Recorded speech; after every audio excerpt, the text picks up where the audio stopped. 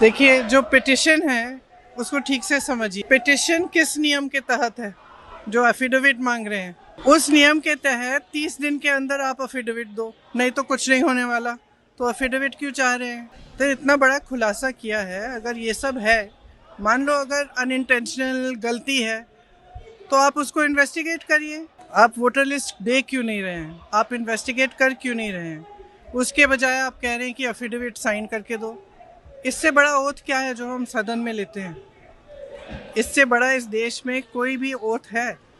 नहीं है। वो ओथ तो लिया हुआ है, पब्लिक में सब कुछ कह रहे हैं, दिखा रहे हैं आपको कि देखिए 40,000 फर्जी वोट हैं, 10,000 पता नहीं जो भी है, उनके आंकड़े मुझे याद नहीं है, बट जो भी 11,000, 1 लाख से ज़्यादा एक असेंबली में, एक विधानसभा के अंदर। आप समझ सकते हैं, जो चुनाव लड़ता है वो समझता है इस बात को।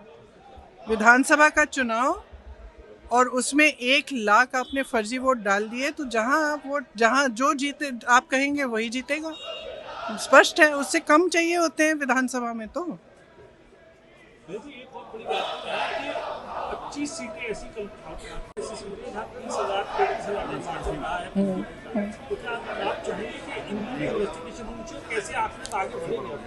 देखो, आगे जैसे बढ़ेंगे वो इंडिया गठबंधन के जो नेता हैं सब आपस में चर्चा करके वही तय करेंगे कि आगे कैसे बढ़ना है। लेकिन ये बात स्पष्ट है कि इस पूरे मामले में गड़बड़ है। ये तो आपने भी देखा है, आपको भी बहुत स्पष्ट हो गया होगा। और जो जिस तरह से बीजेपी और बाकी नेताओं, इनके नेताओं का और जवाब आ रहे हैं, उससे स्पष्ट है। भाई, अगर कोई कह रहा है कि गड़बड़ है, अब किसी भी चीज़ में, आप टीचर के पास जाओ, बोलो मैम चीटिंग हो रही है, तो टीचर क्या कहेगी? थप्पड़ मारेगी तुम्हें, कि बोलेगी कि मैं चीटिंग चेक करती हूँ कि क्या हो रहा है।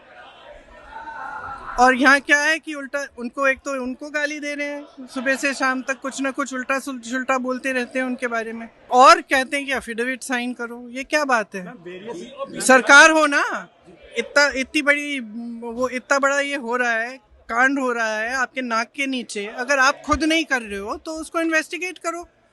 खाम पता नहीं, पूरे ऑपोजिशन को तो इन्वेस्टिगेट कर रहे हो, ईडी कर रहा है, सब कुछ हो रहा है, तो इनसे कराइए इन्वेस्टिगेट।